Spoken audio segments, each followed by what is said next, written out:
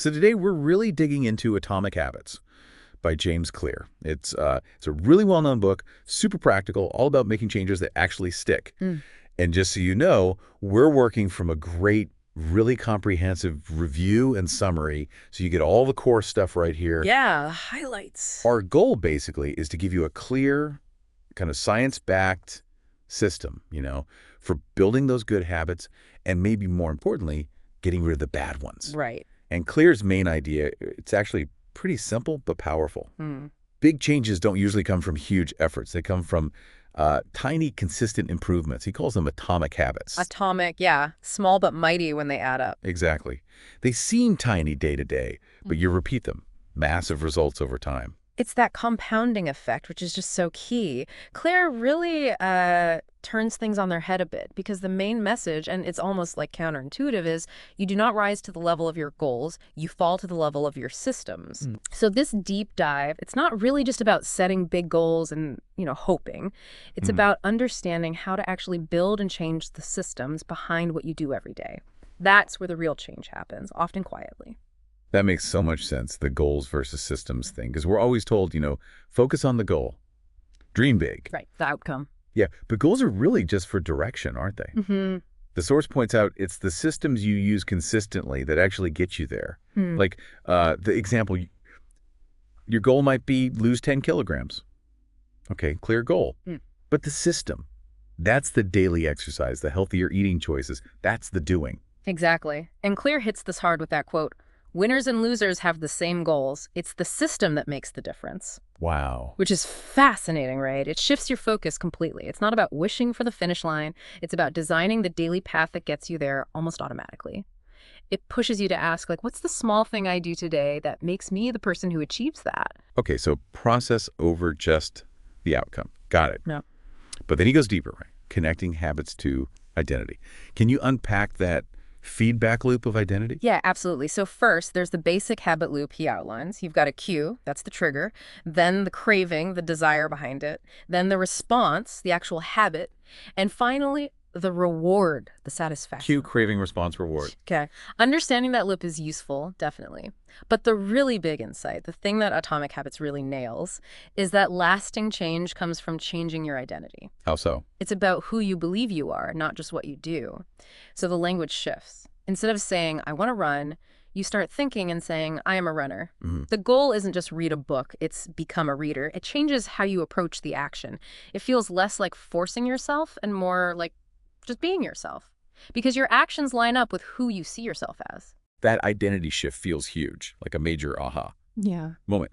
But how do you actually do that? It sounds like it could be a bit of a mental leap for people. How do you make it real, not just wishful thinking? Well, that's the connection. You build the identity by proving it to yourself with small wins. And that's where his 4 laws of behavior change come in. They're the practical steps. Right, the toolkit. Okay, let's break those down. And as you're listening, really think about how you could use these right away. So, Law 1, make it obvious. Visual cues. Yeah, set of triggers you can see.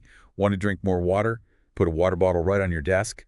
Can't miss it. Simple but effective. Second, make it attractive. Pair the new habit with something you actually like doing already. Habit stacking or temptation bundling. Right, like only listen to your favorite podcast when you're on your run. Makes the run more appealing. Third, make it easy. Reduce the friction, lower the barrier. Exactly. Remove obstacles. Want a journal.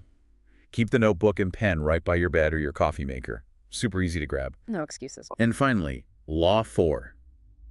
Make it satisfying. You need that little dopamine hit, right? An immediate reward reinforces the behavior. Yeah, the brain needs that positive feedback loop. Finish a tough work session. Maybe allow yourself 5 minutes of guilt-free scrolling or whatever feels like a small treat. Okay, those 4 make sense for building good habits. Obvious, attractive, easy, satisfying. And the beauty is you just flip them to break bad habits. We usually try to use willpower, right? Just stop doing the thing. Which rarely works long-term. Exactly. It's exhausting. Clear says just reverse the laws, make the bad habit invisible. The cues. Like move the cookie jar off the counter. Or delete the app from your phone's home screen. Then make it unattractive. Focus on the downsides, the negative consequences. Make it hard, add friction, log out of social media every time. Put the cigarettes somewhere inconvenient. Increase the effort required. And finally, make it unsatisfying. Maybe you track the money you don't spend by not buying junk food, making the saving itself the reward. It's about designing things so the bad habit is just harder and less appealing than the alternative, not just fighting it head on. That leads perfectly into the next point about environment. Clear argues it's often more powerful than just raw motivation or willpower. Oh, definitely. It's huge. It's less about being disciplined and more about designing your surroundings for success. So, like the examples from the source. If you want to read more, don't just plan to read. Leave books everywhere. Coffee table, nightstand, kitchen counter. Make reading the easy, obvious choice. And for eating better, it's not just about resisting temptation. It's about stocking your fridge with healthy stuff and making the junk food hard to get to, maybe hidden away or just not buying it in the first place. It connects back to making it obvious and easy or invisible and hard. Your environment is constantly nudging you in certain directions, whether you notice it or not. We like to think we're making all these conscious choices, but really, our surroundings shape so much of our behavior without us even realizing it.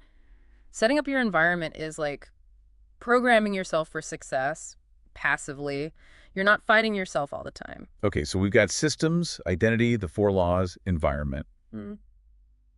What about the scale of these changes? He talks about the power of just 1% improvement.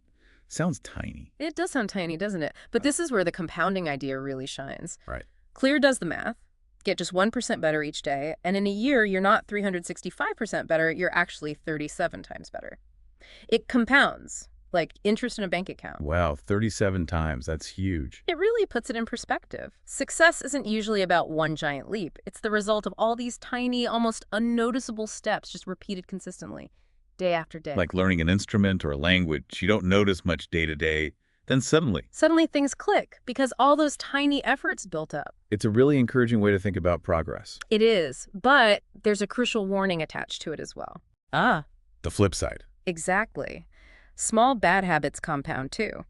That extra cookie, skipping the gym just this once, hitting snooze again, they seem harmless in the moment, negligible. It's just one time. Right, but do it consistently. Over time, those tiny negative choices also add up exponentially, leading to significant problems down the line. It really highlights why it's important to address those small negative patterns early, before they become deeply ingrained.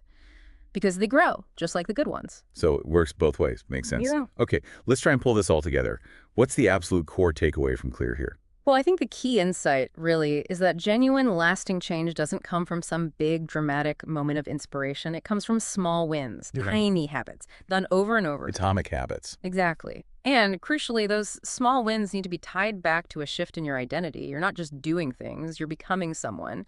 And Atomic Habits, the book itself, it's less about hype and motivation. Yeah, it's not a rah-rah speech. No, not at all. It's more about structure. It's a practical toolkit, a guide for building better systems that support who you want to become. Okay, great summary. So for everyone listening, let's crystallize the main takeaways you can use starting now. First, remember you become your habits. So focus on identity first, then the actions follow. Be the runner, be the reader. Second, those small 1% changes, they compound. Consistently do the small things and you'll see big results eventually. Patience and consistency. Third, use those 4 laws. Make it obvious, attractive, easy, satisfying for good habits, and flip them. Inventable, unattractive, hard, unsatisfying to break bad ones. Your practical roadmap. Fourth, shift your focus from just the end goal to the daily systems that get you there. That's where the power lies. Process over outcome. And fifth, design your environment. Make your surroundings work for you, not against you. Set yourself up to succeed. Super important. Oh, and that bonus tip from the source. Track your habits. Even just checking off a box on a calendar creates accountability and shows you progress. It makes it satisfying. Absolutely. Don't break the chain. So hopefully this deep dive has given you a really solid, actionable framework from Atomic Habits. You've got the tools now. The system is there. Now it's about applying it. So maybe the question for you listening is, what's just one atomic habit, one tiny 1% improvement you'll start today? Great question to end on. Stay consistent, everyone. Be intentional. And keep building those systems.